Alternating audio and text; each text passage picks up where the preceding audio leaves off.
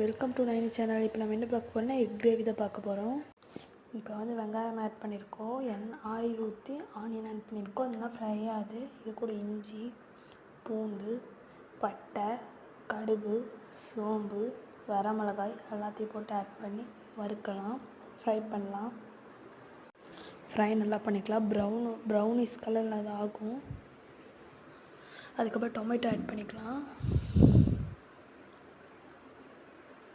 Tomato வந்துட்டு இப்போ நல்லா வந்து மிக்ஸ் பண்ணி நல்லா இது பண்ணலாம், அறுக்கலாம், ஃப்ரை பண்ணலாம்.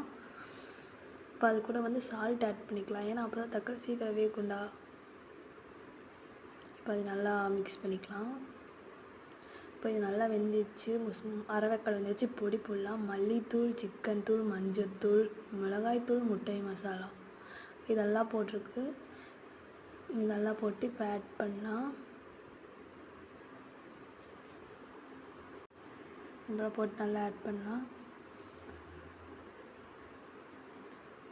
இப்போ வந்துட்டு நல்லா வந்து வெந்த கடைசியில் அரைச்சி எடுத்து வச்சுக்கலாம்.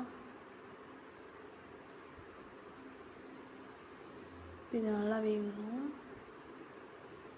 நல்லா அதுக்கு ஃப்ரை பண்ணிக்கலாம். இப்போல்லாம் அரைச்சி எடுத்து வச்சுக்கிட்டோம்.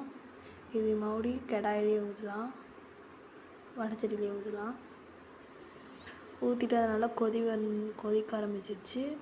அடுத்து முட்டை ஊற்றலாம்.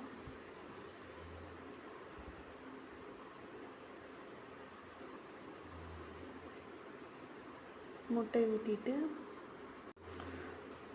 ஊற்றிட்டு அடுத்தது நல்லா வந்து கொதி வரணும், முட்டையும் வேகணும்.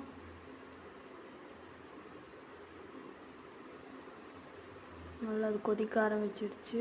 நல்லா இன்னும் கொஞ்சம் கொதிச்சா தான் முட்டை வேகும். அரவேக்காடு வந்திருக்கு முட்டை. இப்போ ஃபைனல் டச்சுக்கு வந்துட்டோம். இன்னும் 5 மினிட்ஸ் மட்டும் அடுப்பில் இருந்தால் போதும்.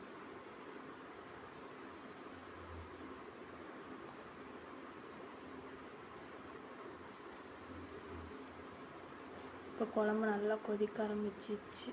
இப்போ ஆஃப் பண்ணிடலாம். இது ஃபைனல் டச் முடிஞ்சிடுச்சு, குழம்பு வச்சாச்சு.